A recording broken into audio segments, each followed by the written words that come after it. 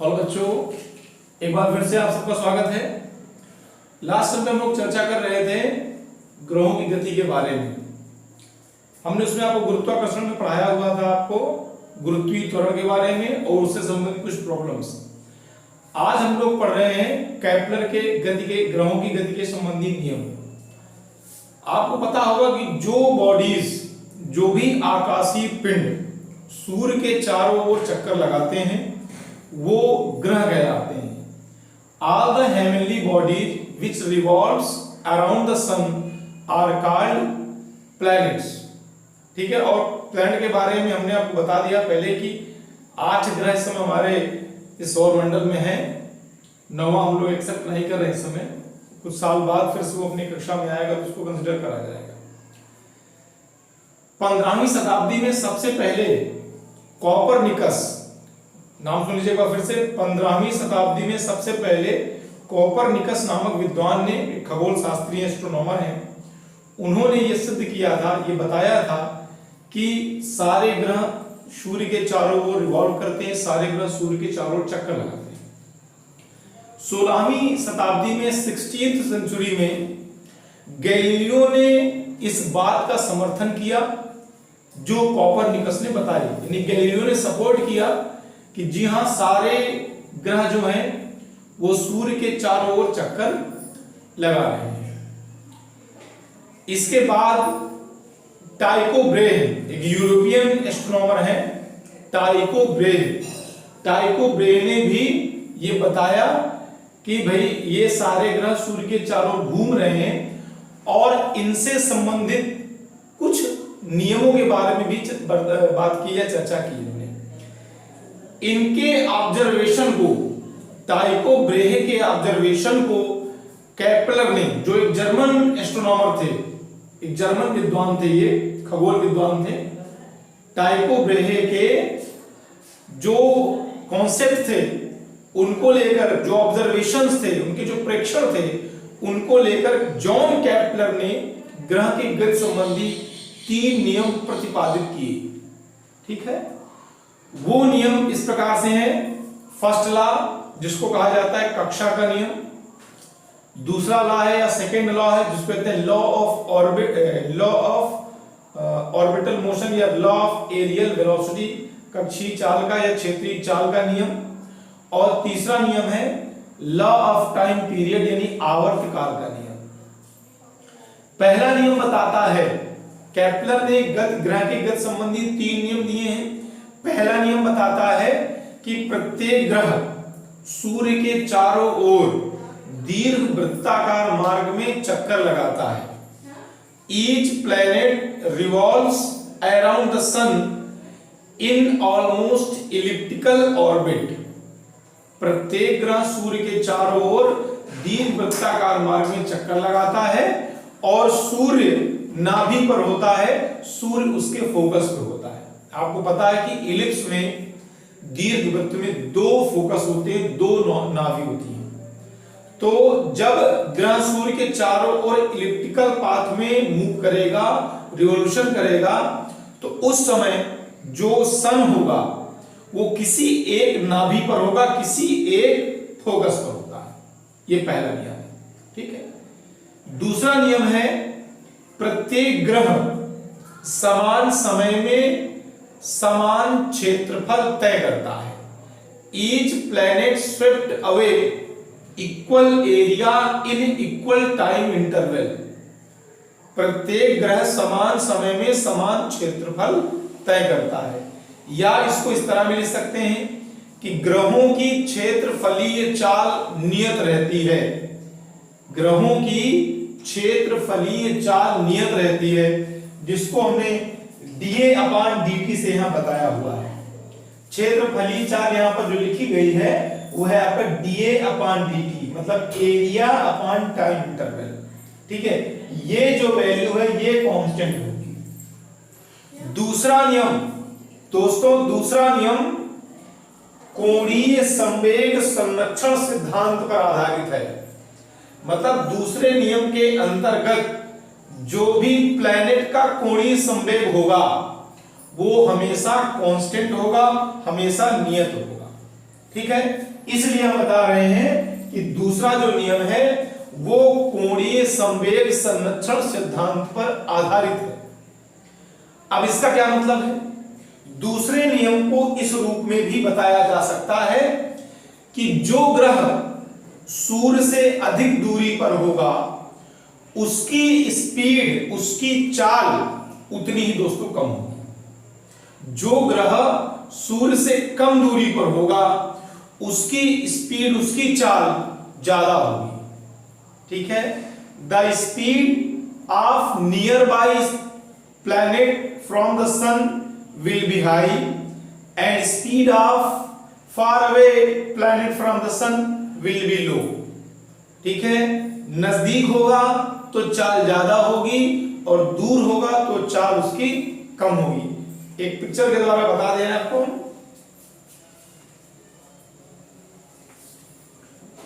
देखिए यहां पर एक ड्रा कर रहे हैं, ये इलिप्टिकल पाथ है। देखिए ये ऑलमोस्ट इलिप्टिकल पाथ है और ये है सन। यहां पर ये आपका सन, एक प्लैनेट यहां है और कुछ देर बाद वही प्लैनेट अगर यहां पहुंच जाए, ये है सन।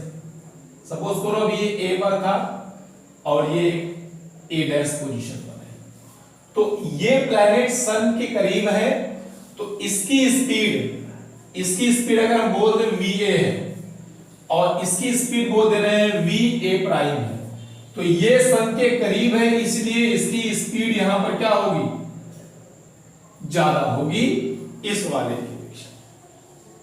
ठीक है, जो प्लैनेट सूर्य के निकट होगा उसकी चाल ज्यादा होगी और जो प्लैनेट सूर्य से दूरी पर होगा उसकी चाल कम होगी। अब यहां पर क्या मीनिंग है जो हमने आपको बताया है कि क्षेत्रफलीय चाल नियत रहेगी। ठीक है, तो इसी पिक्चर में आप ध्यान दें कि हमने माना कि ये जो प्लैनेट है ये सपोज करो ए से चलकर बी पर पहुंचता है और देखिए ये एरिया कवर करता है। This is the area swept away by this planet. सूर्य से मिलाते हुए लाइन ड्रॉ करिए, एक रेडियल लाइन ड्रॉ करिए। ठीक है, उससे जो एरिया कवर हो वो एरिया, उस एरिया की बात कर रहे हैं। ये एरिया है, this is the area which is covered by this planet. इस ग्रह द्वारा तय किया गया ये क्षेत्रफल है। सपोज इसको हम देते हैं एरिया ऑफ ट्राइंगल, यह ASB। ये बराबर होगा दोस्तों, ये बराबर होगा किसके? जो ये कवर करेगा है वही सैटेलाइट। ठीक है, मान लीजिए ये सैटेलाइट ये था अभी ए डैश पर और कुछ देर बाद ये बी डैश पर आया अगर, तो इससे एरिया ये कवर होगा, ये एरिया। तो ये एरिया जो होगा area of triangle A dash S B dash, ये दोनों एरिया आपस में बराबर होंगे अगर यहां का टाइम इंटरवल सेम है। सपोज ए से बी आने में अगर dt टाइम लगा और ए प्राइम से बी प्राइम आने में भी dt टाइम लगा, तो निश्चित रूप से ये दोनों एरिया सेम होंगे। इसी को इस तरह भी लिखा गया है कि ग्रहों की क्षेत्रफलीय चाल नियत रहती है। ठीक है, ग्रहों की क्षेत्रफलीय चाल नियत रहती है, अर्थात समान समय में ग्रह समान क्षेत्रफल तय करता है। तीसरा नियम क्या है? जो तीसरा नियम है हमारा वो ये है जिसको बोलते हैं थर्ड लॉ, या बोलते हैं इसको आवर्तकाल का नियम। आवर्तकाल का नियम या लॉ ऑफ टाइम पीरियड। यह नियम कहता है कि कोई प्लैनेट रिवॉल्व कर रहा है तो उसका जो टाइम है, उसका जो आवर्तकाल है, उसका वर्ग उस प्लैनेट से सन की एवरेज डिस्टेंस के तृतीय घात के अनुक्रमानुपाती होता है। जहां पर r को हमने बताया औसत दूरी या माध्य दूरी, एवरेज डिस्टेंस। तीसरा नियम है the square of time period of planet around the sun is directly proportional to the average distance between sun. Square of time period of planet is directly proportional to the third power of the average distance between sun and planet। उपग्रह के वर्ग का, ग्रह के आवर्तकाल का वर्ग ग्रह और सूर्य के माध्य दूरी के तृतीय घात के अनुक्रमानुपाती होता है। ये आपका तीसरा नियम। एक बात और है, केपलर के नियम न केवल ग्रहों के लिए वैलिड है बल्कि ये उपग्रहों के लिए भी वैलिड है। Kepler's laws are not only applicable for planets but these are also useful in case of satellites. मतलब उपग्रहों की भी अगर बात की जाती है तो उपग्रहों के भी केस में हम इन सारे नियमों को अप्लाई कर सकते हैं। ये अब इस पर कुछ सवाल पढ़ेंगे। पहला सवाल हमारा है कि नेपच्यून और शनि की दूरियां सूर्य से, नेपच्यून और शनि की दूरियां सूर्य से 10 की पावर 13 और 10 की पावर 12 मीटर हैं, तो इनके आवर्त कालों का अनुपात क्या होगा? दूरियां दी हुई हैं आपको। सपोज दूरियों को मैंने R1 और R2 से बोल दिया। 10 की पावर 13 और 10 की पावर 12 मीटर हैं, इनके आवर्त कालों का अनुपात क्या होगा? Ratio of time period. Kepler का तीसरा नियम हम जानते हैं, केपलर्स थर्ड लॉ।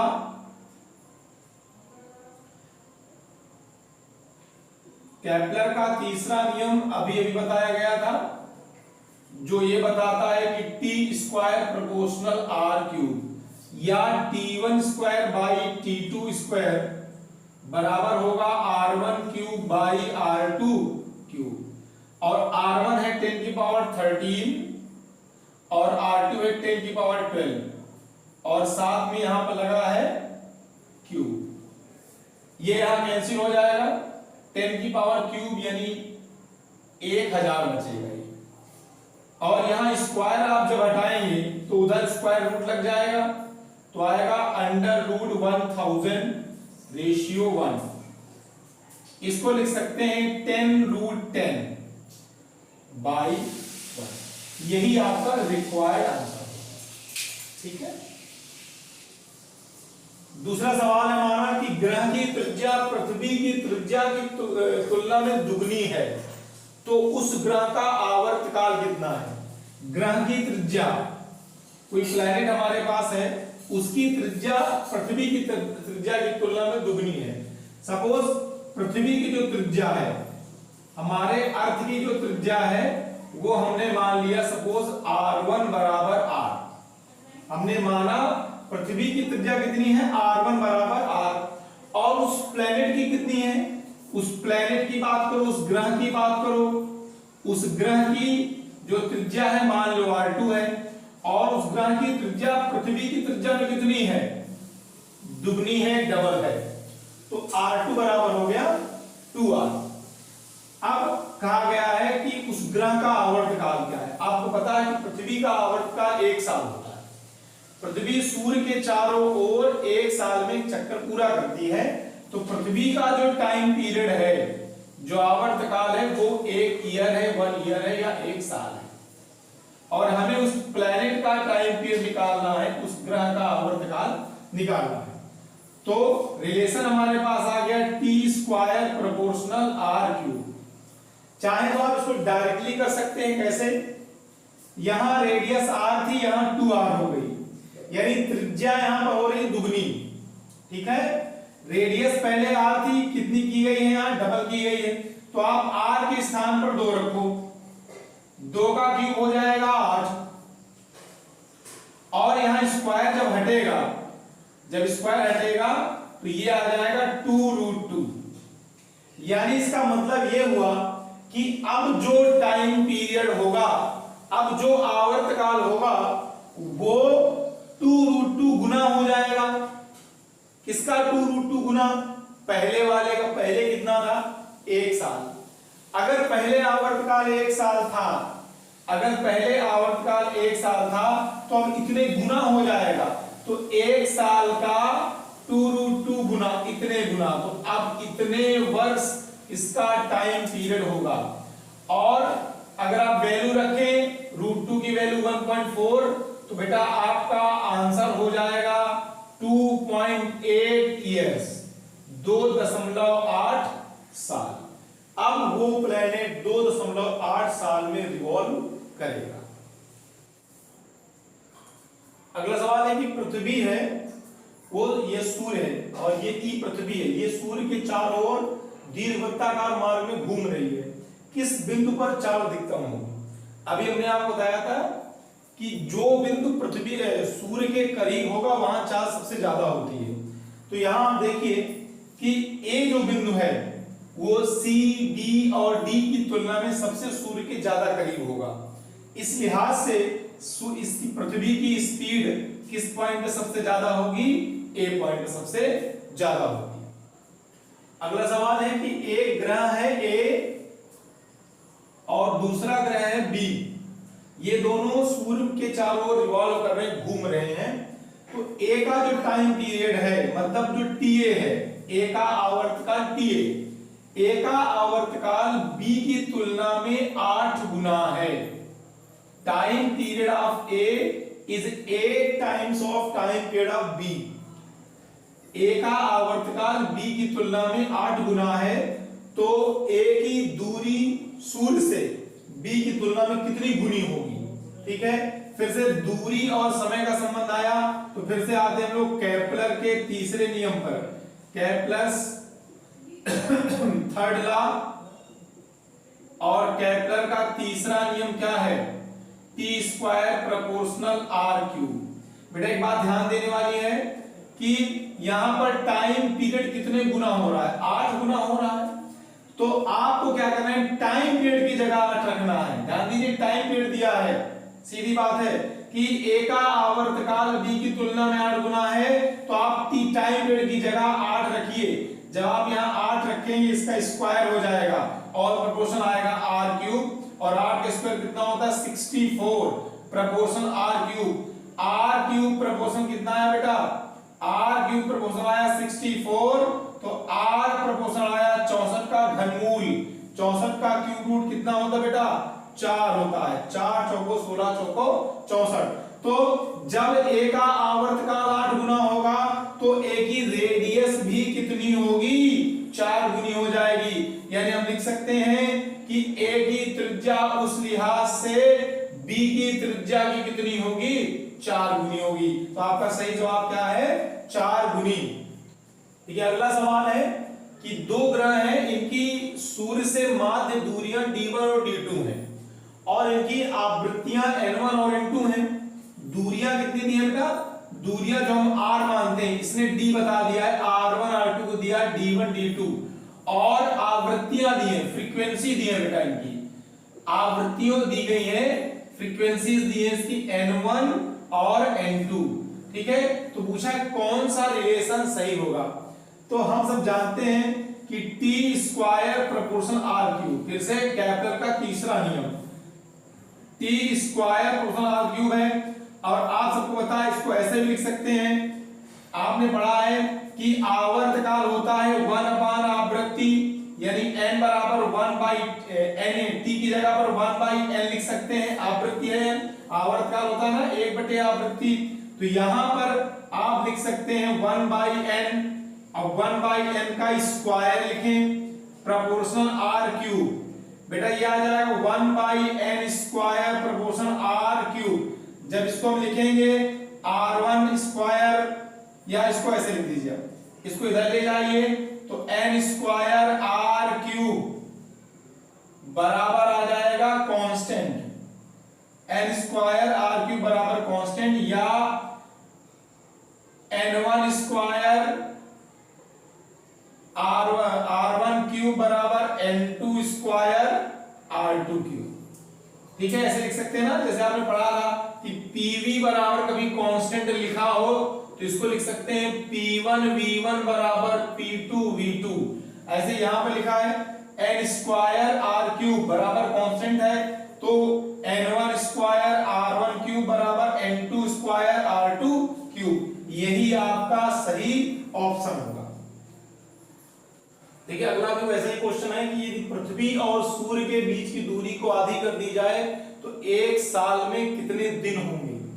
गौर करिए, फिर से संबंध हमारे पास है T square proportional R cube, और दूरी कितनी की जा रही है बेटा, आधी की जा रही है, तो दूरी की जगह पे आप कितना रख सकते हैं, आधा रखिए।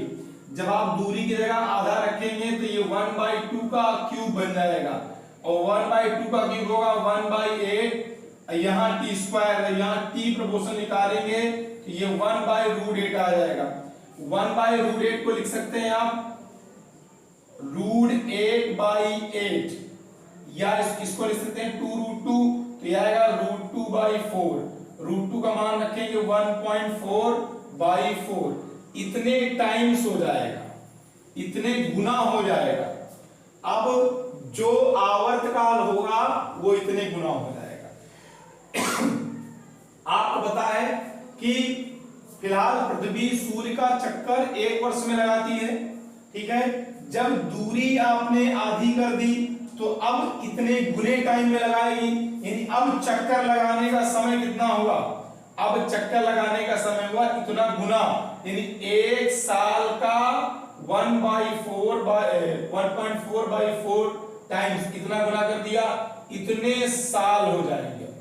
इतने साल चक्कर लगाने में लगेगा, और जितने साल चक्कर लगाने में लगता है उतना ही दिन काउंट होता है। अगर आप इसको दिन में बदलते हैं तो 1 साल में होते हैं 365 दिन, तो 365 का मल्टीप्लाई करेंगे तो इसमें दिन आ जाएंगे, ठीक है। इसको सॉल्व करेंगे तो ये आ जाएगा 129 डेज अप्रॉक्स, लगभग 129 दिन, ठीक है।